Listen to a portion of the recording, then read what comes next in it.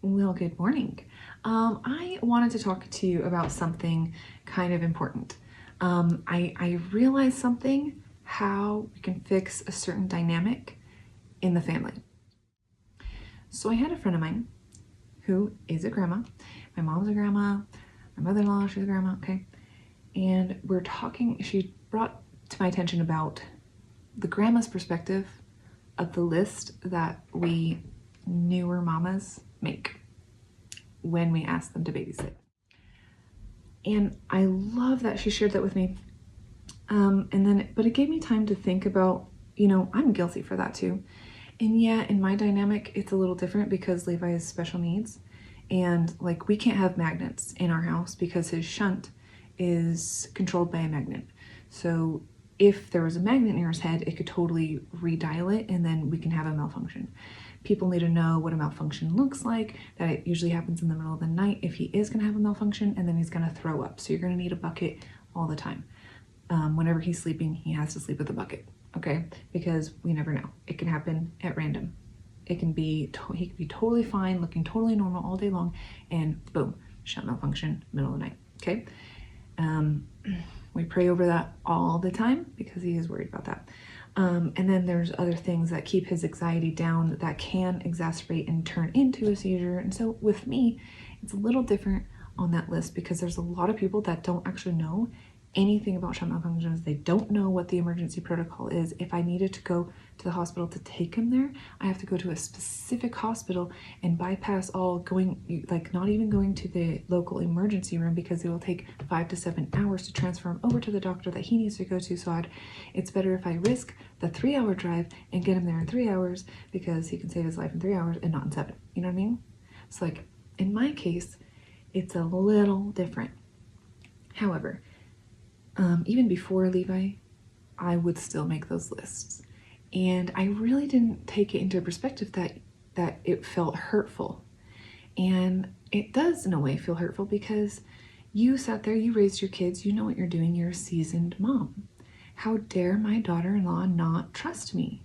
Hello, she is with my son and I'm trusting her with my son. Here's the thing. Even when you were about to give your child away to get married, there's still a piece of you that wished you can write a letter of how to treat your baby, right? Because we're always going to worry about our kids. That is natural. I mean, I dare you to try to take any cub away from their parent, from their mama bear or mama lion or whatever. I dare you. I dare you. What do you think that mama's going to do? Why? Why is she going to do it? Because she's protecting her child. That is our job as parents, is to be protective of our child. So even if that list is ridiculous, because sometimes it is, and I'm guilty of it, even before Levi, like I'm guilty of the ridiculous list, but we have something in common. We will never not worry about our kids, right? It's our job to protect them. So the list is more than what's on the list. The list is our last breath of protection over our child. Period. It's our last breath. And being a seasoned mom, you know that no mom ever truly relaxes on vacation. It's impossible. It's absolutely impossible because what are we thinking about? Our kids. Even when they grow up and get old and married, and you're still gonna worry because you're a parent for life, right? So the best way to break this generational curse of hating our daughter-in-laws or our mother-in-laws or whatever, right? Best way to break it, because you're a seasoned mom, give her reassurance. Read the list anyway, no matter how ridiculous it might be. Read the list in front of her. You don't have to read the whole thing, just skim it. Skim over it, show her, oh, okay, thank you so much for this. I'm going to refer to this. Watch her, let her watch you put it on the fridge and keep it on the fridge as reference. You never know, you might need it down the line. That's fine. Totally. And then slowly over time, what this does is builds trust. Because right now, us new mamas, right? We're the only one protecting our children. We're the only ones, and our spouse are the only ones on the team of protecting our child, right? And so we have to really advocate who else is going to be on this team. Can we trust them to be on our team? Because here's the thing, you can be like, okay, great, now I read it, thank you so much for this, and I just want you to have a good time.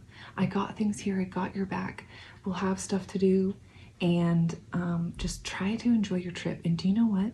Top it off with this. I want to hear what you guys did on your trip. I want to hear all about it. This right there, it shows empathy and compassion and team effort, which means next time that list is going to be shorter. The time after that, even shorter. The time after that, no list. Why? Because you built trust that she can now look at you as part of her pack that will protect her child just as fiercely as she would. Because to be honest, no one will ever love my kids the way that I love my kids, period. And that's something that all of us mamas have in common. And this is the best way that we can actually break that generational curse and actually create stronger bonds within the family dynamic. So don't hate the list. And those of you who write the list, breathe. You do have people on your team. And it's okay, because you're new at this. And they're seasoned at this, and they can help you with anything. Ask them. Be open with them. And it needs to go vice versa, because that's true compassion, and that's true empathy, and that's true unconditional love, which is what God wanted anyways, right? So let's try a little harder to be a little better on this topic and work as a team, because you are seasoned moms. Sometimes we just need that little extra reassurance that everything's going to be okay. So you guys have a better day, and I will talk to you later. Remember, I'm not picking on anyone, especially you, who you remember because we had this conversation. I'm not trying to pick on you. And I just feel like this is a better dynamic, and we can be the catalyst for change. So let's do that for the better. Love you.